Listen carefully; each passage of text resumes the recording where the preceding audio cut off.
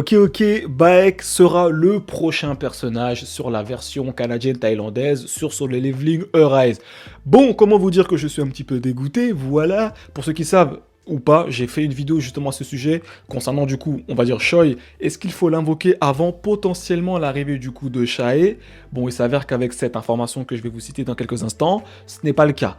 Bon, je suis un tout petit peu dégoûté parce que j'aurais préféré que justement Shae arrive, mais à mon avis, s'ils sortent justement le personnage, on va dire, dans les prochains jours, donc notamment dans 2 jours au moment où je tourne cette vidéo, et j'imagine que Shae sera le prochain personnage à arriver sur la version globale. Peut-être que c'est stratégique, je pense aussi, parce que alors, n'hésitez pas à me dire dans l'espace commentaire, est-ce que vous êtes plus hype sur, juste pour le personnage, hein, est-ce que vous êtes plus hype par Baek ou bien par Shae? Personnellement, j'ai une préférence pour Shae. Voilà, je la trouve tellement badass. Et puis c'est une waifu, quoi. Tu connais. Donc, franchement, ça fait plaisir. Écoutez, les gars, petit pouce bleu, abonnement, merci beaucoup. On va se rediriger directement sur le patch note. Et puis, écoutez, on va essayer de détailler tout ça. C'est parti. Ok, nous voici du coup sur le dev note. Donc, écoutez, on est parti. Salutations, pardon, chasseurs. Voici l'équipe de Solo Leveling Arise. Nous tenons à exprimer votre sincère gratitude à tous les chasseurs qui nous accompagnent. Ok, donc ça flemme, ok, on a compris. Du coup, tout d'abord, jetez un œil à la prochaine mise à jour prévue pour avril. Voilà, nouvelle arrivée du coup du chasseur Silverman Baek Yonho. Voilà, donc ça, il se joindra tout simplement au portail, donc c'est plutôt cool. Franchement, le chara design est beaucoup stylé, j'aime beaucoup, et bien stylé, j'aime bien, franchement j'aime bien. Voilà, abattre les ennemis sans pitié avec des griffes équipées de 2 mains, un croupier à portée proche spécialisé dans l'infligement de dégâts massifs à un seul ennemi. Ok, donc ce sera potentiellement un personnage qui va faire des dégâts mono-cibles. Ok. Au début, l'équipe a délibéré très attentivement sur la présentation de Baek sous forme à la fois bête et humaine. Ok. Après un examen attentif des compétences et de la position de chaque forme, nous avons conclu que ce n'est qu'en espérant, voilà, j'ai vraiment du mal aujourd'hui, vous m'excuserez, ce n'est qu'en séparant le chasseur que nous serions en mesure de présenter le style de bataille unique pour chaque chasseur. Ok. Nous sommes ravis d'annoncer que Silverman se joindra au raid de la porte, ok, apportant une action encore plus palpitante au jeu. Ah bon? Bah écoutez, on aura l'occasion de découvrir tout ça. Maintenir un gameplay dynamique, ok, donc au cours du dernier mois, nous avons identifié plusieurs problèmes. Voilà les gars, ça c'est la chose, je pense, un peu plus intéressante au-delà du personnage. Vous savez qu'on a eu des problèmes concernant du coup les golds du jeu, et vous allez voir que ça a été résolu, ça fait vraiment plaisir. Enfin, du moins, ils vont réajuster le problème, ça fait vraiment plaisir parce qu'ils écoutent la communauté. C'est très très important. Donc au cours du dernier mois, etc., nous avons identifié plusieurs problèmes et sont en train de résoudre un à un. Voilà.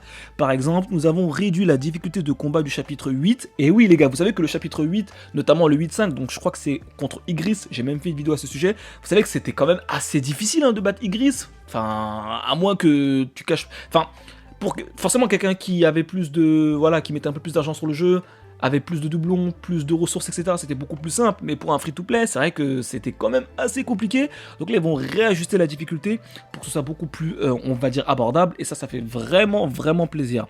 Donc c'est cool. Donc ça, c'est vraiment pour tous ceux qui vont commencer le jeu, du coup, à la version globale.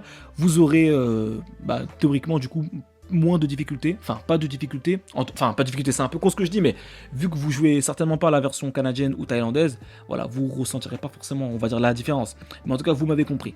Ok, donc du coup, plus de détails seront révélés, seront révélés dans les prochains avis de mise à jour. Ok. Dans la dev note du développeur d'aujourd'hui, nous aimerions nous concentrer sur 2 changements majeurs dans le jeu.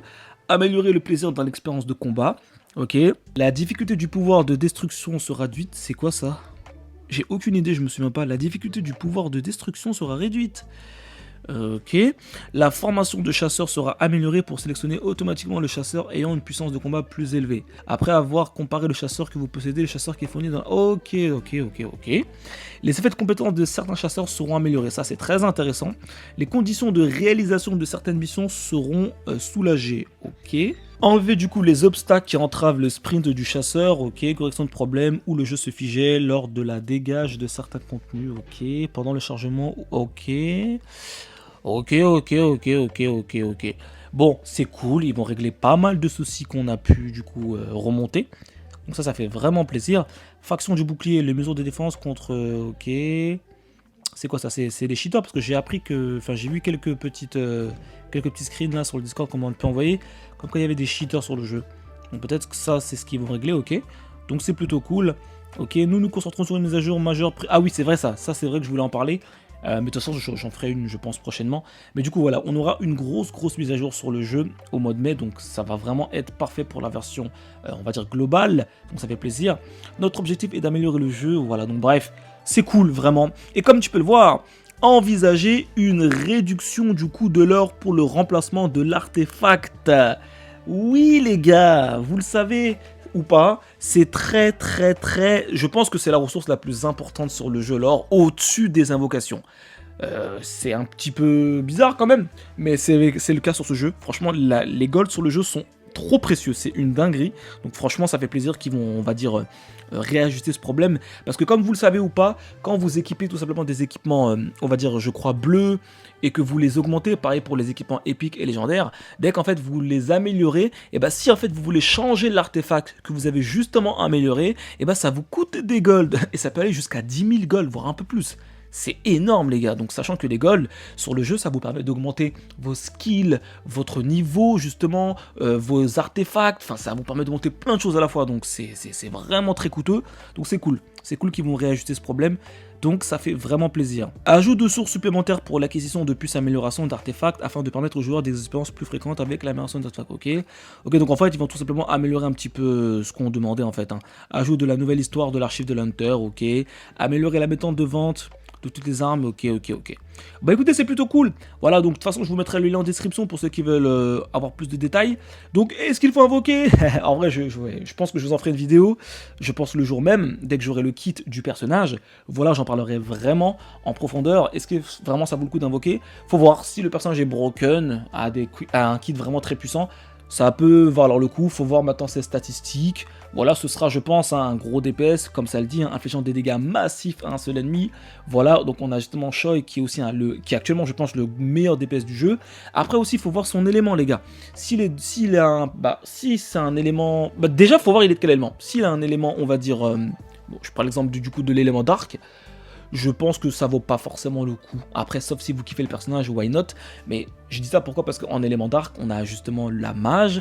Donc, c'est quoi? Je vais vous montrer sur le jeu. Donc voilà, on a bien sûr la mage, comme je vous l'ai dit. Donc la voici. Alors, je sais pas pourquoi le jeu il veut pas. Ok. Donc voilà, on a la mage qui est ici, hein, les gars, vous le savez, qui est très intéressante. Hein, je crois qu'il permet d'appliquer des debuffs où l'ennemi se prend plus de dégâts. Donc c'est plutôt cool et qui fait de très bons dégâts. Donc on a elle en DPS ou du moins plutôt en sub DPS, et en DPS du coup Dark, on a justement ce personnage là, donc l'archer. Donc honnêtement, s'il est Dark, bon, alors oui, ça renforcerait la team Dark, mais honnêtement, je pense pas que ça en vaille le coup. Encore une fois, si vous kiffez le personnage, bien évidemment. De toute façon, j'aurai l'occasion de voir le kit. Si vraiment le kit est exceptionnel, on en reparlera, ok? Donc c'est vraiment intéressant. Enfin bref, de toute façon, voilà, j'aurai l'occasion d'en reparler. Écoutez, je pense que je vous ai fait le tour, voilà, en espérant que la vidéo vous a plu. Merci de l'avoir suivi jusqu'au bout, et puis, comme d'habitude, on se dit à très vite pour la suite des beaux gosses. Ciao, ciao!